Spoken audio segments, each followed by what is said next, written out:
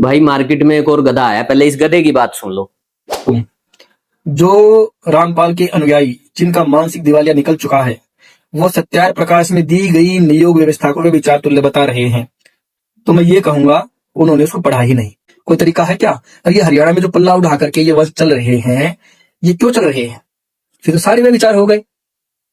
उसमें लिखा भी यही है, कोई भाई से दूसरे भाई से, देवर से अर्थात देवर था दूसरे भाई से विवाह कर लो। उसमें लिखा सत्यार प्रकाश में नियोग किससे करे? दूसरे भाई से, दूसरा भाई देवर से, द्वितीय वर से।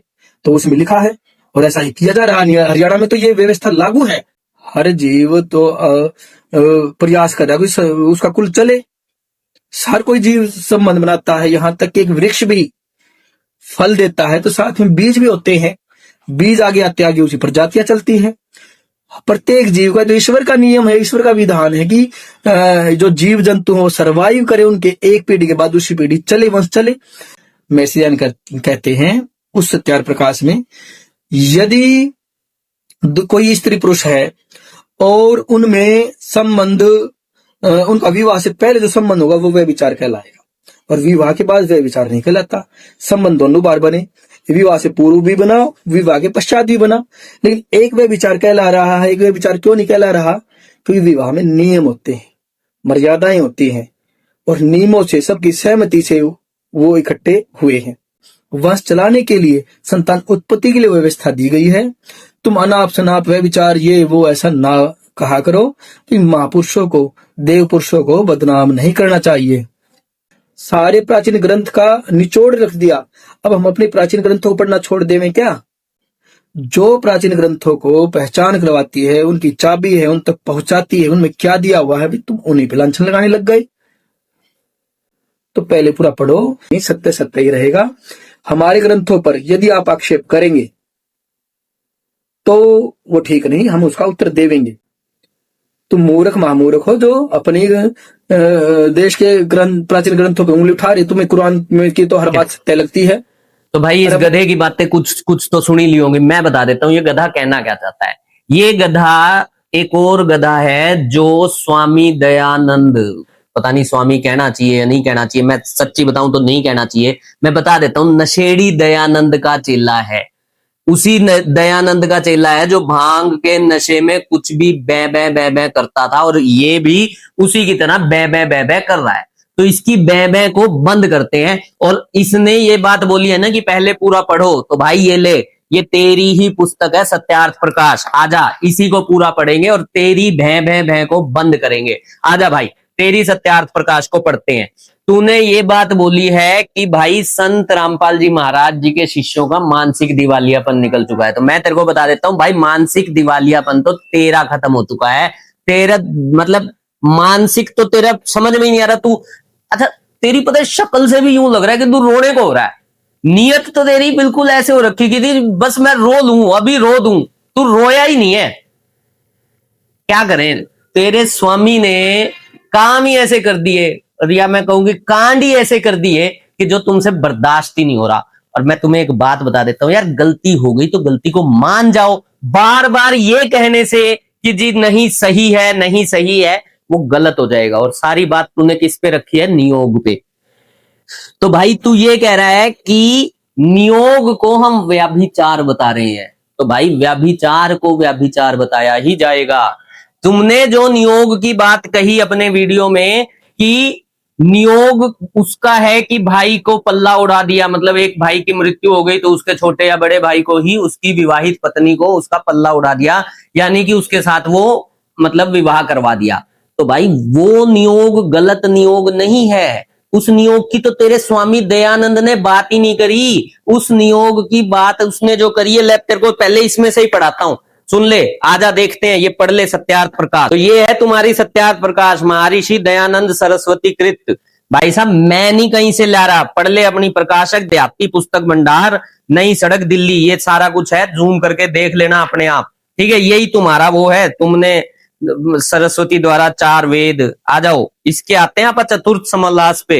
ये इसका चतुर्थ समालास है, 86 नंबर पेज है। अपनी तरफ से बात नहीं करूंगा मैं, पहले पूरा पढ़ो। यही तू कह रहा है ना, आजा पढ़ते हैं पहले पूरा। क्या कह रहा है वो? सामने वाला क्वेश्चन पूछ रहा है नियोग करना चाहिए नहीं करना चाहिए, इस तरह की बातें चल रही हैं। और उसमें देख एक बात क्या हुई, कह रहा है ये नियोग की बात तो, क्वेश्चन पूछने वाला कह रहा है नियोग की बात तो व्यभिचार के समान दिखाई देती है। मतलब वो खुद पूछ रहा है, ये जो नियोग है ना ऐसा लगता है कि व्यभिचार है। वो कह रहा है कुछ इसने अपने स्वामी दयानंद ने दिए जो भी अपने लॉजिक, उस पे वो कह रहा है तो ठीक, परंतु ये वैश्या के सदृश कर्म दिखता है। क्वेश्चन पूछने वाला खुद ये बात बोल रहा है कि लग रहा है कि ये वैश्यावृत्ति है। फिर वो कह रहा है, दोबारा कह रहा है नियोग में मुझे तो पाप लग रहा है। ये तेरा सत्यार्थ प्रकाश ही पढ़ के सुना रहा हूं, पहले पूरा पढ़ लो, ठीक है। फिर नियोग में क्या क्या बात होनी चाहिए उसने ये सारी बातें लिखी हैं। आजा अब तेरा दिखा देता हूं जुलूस जो तेरे स्वामी दयानंद ने निकाल रखा है। क्या कह रहा है? कह रहा है विवाहित पति के समान नियुक्त पति को ग्रहण करके विधवा स्त्री भी संतानोत्पत्ति कर लेवे। मतलब विधवा स्त्री नियोग के थ्रू संतानोत्पत्ति कर सकती है, ये तेरा दयानंद कह रहा है। अब क्वेश्चन पूछने वाला पूछ रहे एक स्त्री व पुरुष कितने नियोग कर सकता है? भाई जो भी तूने बात करी थी ना पल्ला उड़ाने की, तो पल्ला उड़ाने में वंश बढ़ाने के लिए एक बार तुमने भाई से बांध दिया, ऐसा थोड़ी करोगे कि एक भाई से तो बांध दिया, उसके बाद एक भाई से तो पल्ला उड़वा दिया, और उसके बाद उसको पहले मैं तुम्हें यहीं से पढ़ के सुनाता हूं। और विवाहित नियुक्त पतियों का नाम से तो अपन लेना क्या है, असली बात पढ़ लो। इस मंत्र में 11वें पुरुष तक स्त्री नियोग कर सकती है। अरे बेवकूफ आदमी, भाई के साथ तुमने बांध दी, समझ में आती है बात, 11 खत्म कर लो। ये बेशर्मी, ये व्याभिचार नहीं है तो क्या है भाई? तो हम हरियाणा वासियों को व्याभिचारी नहीं बता रहे, हम उन लोगों को व्याभिचारी बता रहे हैं जो 11 पुरुषों तक। ध्यान से पढ़ ले, इसमें देख क्या लिख रखा है कि 11 पुरुषों तक स्त्री नियोग कर सकती है और पुरुष भी 11वीं स्त्री तक नियोग कर सकता है। मैं नहीं बोल रहा ये बात, ये तेरा दयानंद बोल रहा है, ये तेरी दयानंद की सत्यार्थ प्रकाश बोल रही है कि 11 खसम बना ले। ये व्याभिचार है भाई। और क्वेश्चन पूछने वाला बार बार सही क्वेश्चन पूछ रहा था। अच्छा, अब नियोग के और नियम, तू नियमों की बात कर रहा है ना, तू अपने वीडियो में कह रहा है कि नियोग के नियम है तो नियमों के साथ व्याभिचार नहीं होता। ले तेरे नियम और पढ़ाता हूं मैं तेरे को, ये ले, यही तेरा नियम है। क्या नियम है?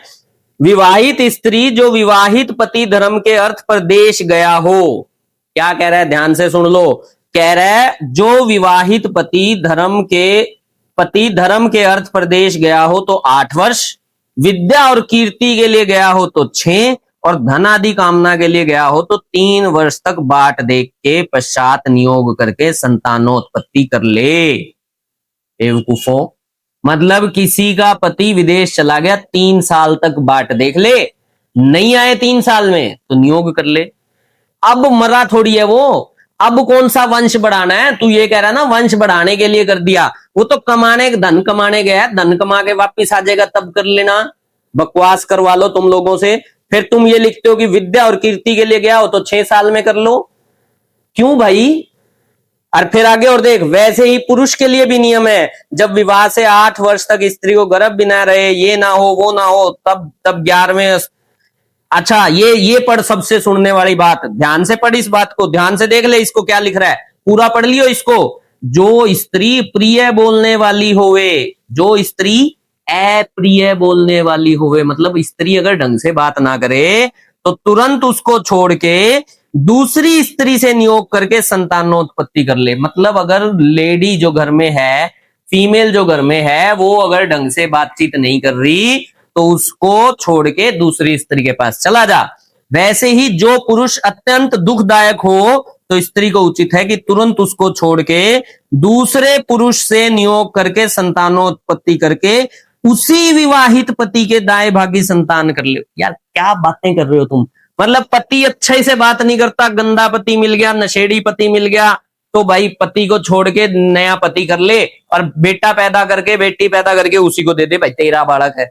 यार शर्म है क्या? आज की डेट में तू बातें बोल रहा है, मैं तेरे से ही क्वेश्चन पूछता हूं, क्या तू इस चीज को अलाउ करेगा कि तेरे घर की बहन बेटियां 11 खत्म करें? अगर तूने अपनी पत्नी से गलत बोल दिया तो तू अलाउ करेगा क्या तेरी पत्नी कहीं और चली जाए? बेशर्म आदमी। और इस बेशर्मी को तुम सही साबित करने पे जुटे हुए हो। 1% तुम लोगों को शर्म नहीं आती? अरे भाई गलत लिख दिया, कह दो नशेड़ी ने नशे में लिख दिया, कह दो ये नशेड़ी था, मानने लग गए हो तुम कि नशेड़ी था, क्योंकि तुम्हारी पुस्तकों से साबित हो चुका है। लेकिन भाई तुम अब ये भी मान जाओ ना कि गलत लिखा हुआ है, लेकिन नहीं मानोगे। क्यों नहीं मानोगे? तुम्हारी दुकानें बंद होती हैं। लेकिन मैं तुम्हें बता देता हूं, आज मान जाओगे, आराम से मान जाओगे तो ठीक रहोगे। तुम ये कह रहे हो ना कि तुम्हारी किताबों को तोड़ मरोड़ के पेश करेंगे तो ठीक नहीं होगा। असली में तो तुम जो काम कर रहे हो वो ठीक नहीं है। तुम्हारी इन किताबों को हम तोड़ मरोड़ नहीं रहे, मैं तो पूरी पढ़ा रहा हूं। पहले पूरा पढ़ो, पहले पूरा पढ़ो बेवकूफ। अब सुन ले एक और क्या लिख रहा है, ये ध्यान से पढ़ ले इसको, पूरी बात को। कह रहा है जब एक विवाह होगा, एक पुरुष को एक स्त्री और एक स्त्री का एक पुरुष रहेगा, तब स्त्री गर्भवती होवे, ये होवे वो होवे। इसका प्रत्युत्तर नियोग में दे चुके हैं। और जब गर्भवती स्त्री से 1 वर्ष पर्यंत समागम न करने के समय में पुरुष से न रहा जाए। पूरी इस बात को ध्यान से पढ़ ले दोबारा। जब गर्भवती स्त्री होवे, मतलब किसी की पत्नी गर्भवती होगी, तो उस दौरान अगर 1 वर्ष उसके पति से मतलब पेशेंस नहीं रखी जा रही, उसके समय में पुरुष से न रहा जाए, तो किसी विधवा से नियोग कर ले। बेवकूफ आदमी, ये तो पत्नी जीवित है तेरी, ये तो पत्नी जीवित है, अब कौन सा वंश बढ़ाना है? तुम ये कह रहे हो कि भाई वो वैश्यावृत्ति कर ले। क्या करे भी, तेरे से रहा नहीं जा रहा, तेरी पत्नी क्योंकि प्रेग्नेंट है, तो तू दूसरी विधवा औरत के पास चला जा और उससे नियोग कर ले। बेशर्मी वाली बातें हैं। तो भाई हमने तो ये पूरी पढ़ी है। इस पुस्तक को तुम लोग पूरा पढ़ो, तुम्हें पूरा पढ़ने की जरूरत है इस पुस्तक को। इस पुस्तक में कहीं ना कहीं तो भाई नियोग जो है ना, मैंने बता दिया, नियोग जो है वो व्याभिचार ही है, और व्याभिचार को व्याभिचार ही कहा जाएगा। आगे बात समझ में? अब तुम एक और बात कह रहे हो कि भाई महापुरुषों ने लिख दिया, उसका विरोध नहीं करना चाहिए। अरे भाई मैं फिर वही बात कहता हूं, और संत रामपाल जी महाराज जी ने कभी विरोध नहीं किया। उन्होंने तो ये कहा है कि भाई ये जो लिखा हुआ है ना, ये गलत लिखा गया है, इसको मान जाओ कि गलत लिखा गया है, बात खत्म। इसमें तो इतनी कोई बड़ी बात ही नहीं है। तो भाई ये महापुरुष था ही नहीं, महापुरुष होता तो हम विरोध करते ही नहीं। संत रामपाल जी महाराज जी तो धर्मी पुरुषों की, महापुरुष तो जितने भी हुए, चाहे वो धर्मदास जी हुए, नानक जी हुए, कबीर साहब हुए, सबका तुम लोगों ने, इस दयानंद सरस्वती ने इस पुस्तक के अंदर विरोध कर रखा है। और तुम जो बात करते हो कि भाई अगर संत रामपाल जी महाराज जी अकेले महापुरुष थोड़ी हैं, हम उनका विरोध नहीं करते। अरे तुम विरोध कर करके तो मर गए। कोशिश तो तुमने बहुत कर ली पूरा विरोध करने की, लेकिन तुमसे कुछ हुआ नहीं।